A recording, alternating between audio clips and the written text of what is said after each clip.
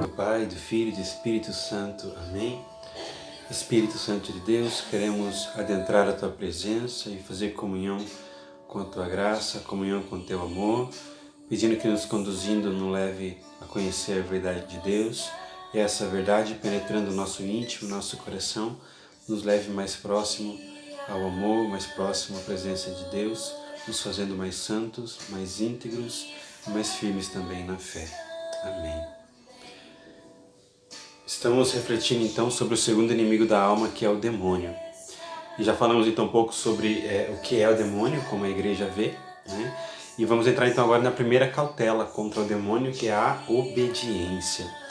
E tão propício falar sobre isso nesse tempo, né, tão difícil que estamos vivendo, onde a igreja, o Estado, né, o governo nos recomenda tantas obediências, né, que nós precisamos com muita cautela acolher e saber viver, porque a obediência gera a graça. Então São João da Cruz vai dizer, né, que contra o demônio a primeira cautela que nós temos que abraçar é viver a obediência, né? E o que São João diz sobre a obediência? Ele vai dizer assim: não se mova a nada, mesmo que pareça bom e cheio de caridade, sem a ordem da obediência, ou seja, sem a ordem da comunhão. Ele vai dizer também: se não observares esta cautela, tanto no pouco como no muito, por mais que pareça acertar, não deixará de ser um engano, em pouco ou em muito, pelo demônio. Então, por mais que tentemos fazer as coisas do nosso jeito, achando que está certo, se eu não tenho a comunhão da obediência, se eu não tenho a comunhão com alguém, eu estarei errando, né? Tanto pelo muito como pelo pouco, mas pelo fato de faltar com a obediência, eu já estou no erro. Ele também vai dizer, isso aqui é muito forte, né? As ações do religioso, né? As ações de um consagrado, as ações de um cristão, não me pertencem, mas são da obediência, ou seja, o cristão não age por si só. O consagrado, o religioso, não age por si só. A nossa igreja, desde sempre, ela trabalhou na hierarquia, né?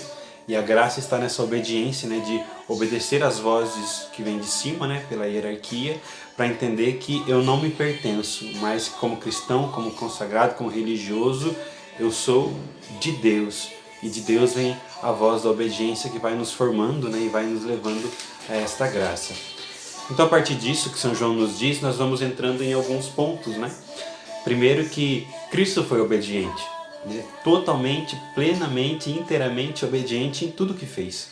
Tanto que lá em Filipenses 2:8 vai dizer que Cristo se fez obediente até a morte e morte de cruz. Ou seja, a obediência é uma graça.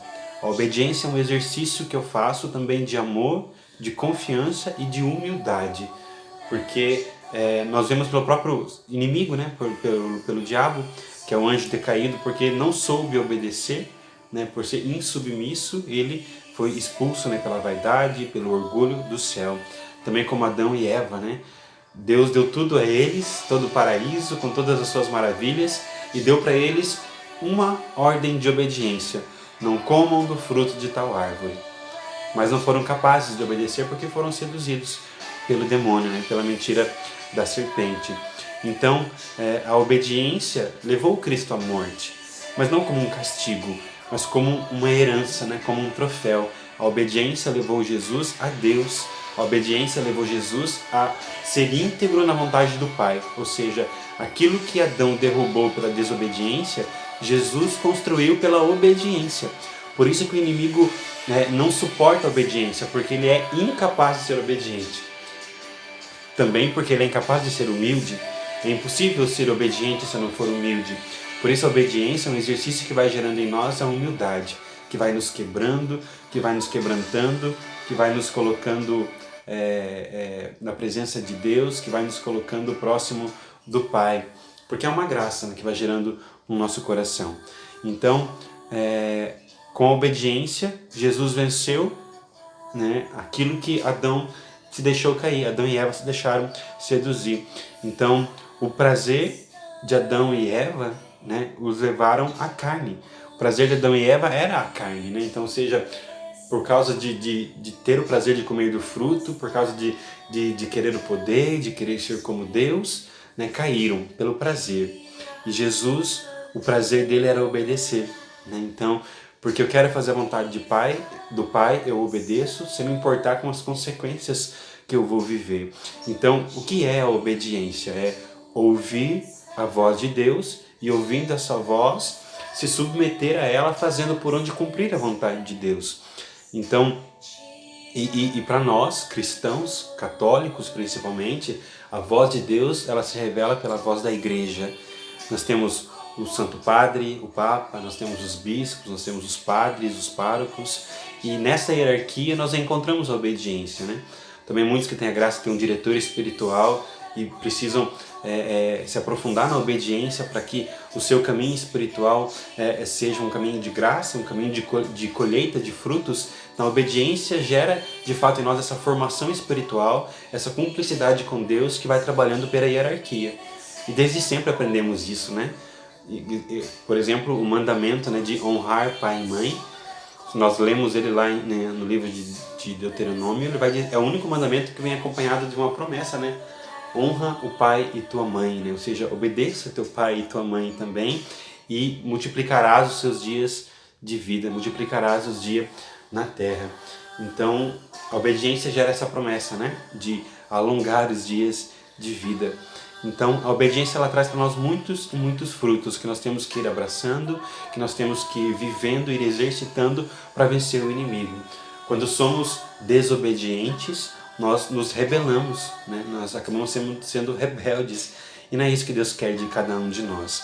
Então, quando a igreja fala, quando a igreja institui os mandamentos, quando a igreja institui os dogmas, quando a igreja institui as ordens morais, os documentos da igreja, né, os ensinamentos que vêm para cada um de nós, gera graça, gera vida em nós, gera santidade em nós ao obedecê-la.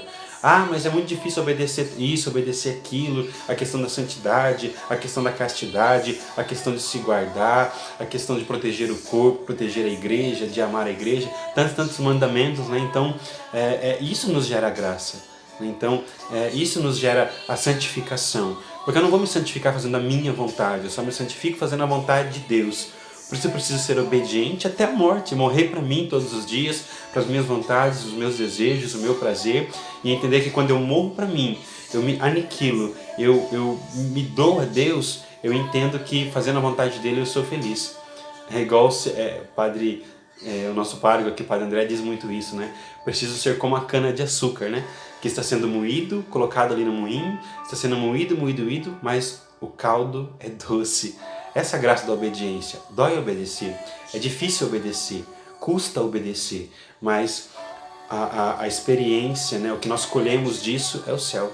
O que nós colhemos disso é a santificação. O que nós colhemos disso é a proximidade com Deus e a semelhança com Jesus, que obedeceu em tudo a Deus. Em tudo. Até mesmo quando Cristo se sentiu cansado, Cristo se sentiu abandonado, ele se abaixou diante da vontade de Deus, se prostrou diante da vontade de Deus. Então o que o inimigo mais quer de cada um de nós é que nós nos rebelemos, é que nós nos viremos contra Deus pela desobediência, porque é assim que ele entrou no mundo e até hoje pagamos as consequências da desobediência com o pecado original. Adão foi o primeiro a pecar e nós herdamos esse pecado que é o pecado original.